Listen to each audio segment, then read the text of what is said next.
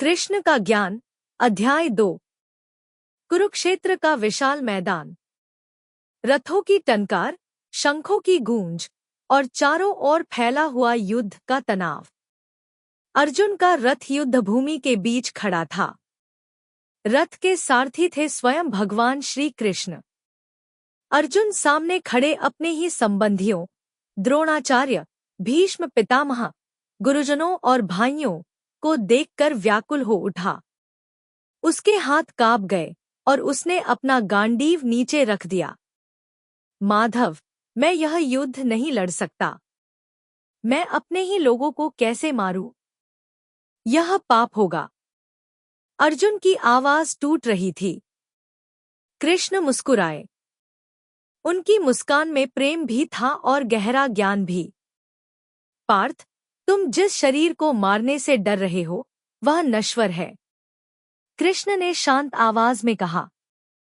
आत्मा न कभी जन्म लेती है, न मरती है। तलवार इसे काट नहीं सकती। अग्नि इसे जला नहीं सकती। पानी इसे गीला नहीं कर सकता। हवा इसे सुखा नहीं सकती।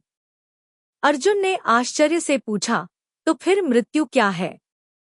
कृष्ण बोले, मृत्यु केवल पुराने वस्त्र बदलने जैसा है। जब वस्त्र पुराने हो जाते हैं तो मनुष्य नए वस्त्र धारण करता है।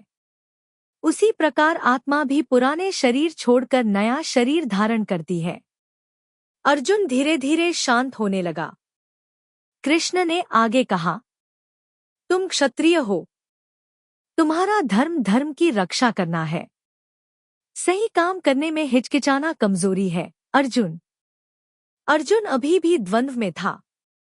कृष्ण ने उसकी आंखों में गहराई से देखते हुए कहा, कर्म करो, लेकिन फल की चिंता मत करो। फल की इच्छा मन को बांधती है।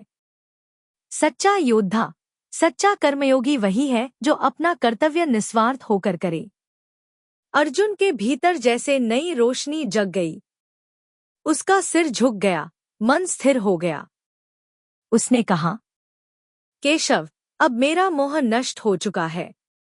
मैं आपके बताए मार्ग पर चलने के लिए तैयार हूं। मुझे आदेश दे। कृष्ण ने मुस्कुराते हुए उसका गांडीव उठाया और कहा, चलो पार्थ, अब धर्म की रक्षा का समय है। अर्जुन के चेहरे पर आत्मविश्वास लौट आया। वह अपने रथ पर खड़ा हुआ, धनुष उठाया और युद्धभूमि एक बार फिर शंखों की आवाज से गूंज उठी।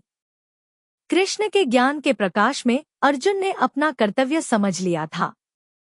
और यही अध्याय 2 सांख्य योग का सार था। आत्मा अमर है, कर्म करना धर्म है और फल की इच्छा छोड़ना ही सच्चा योग है।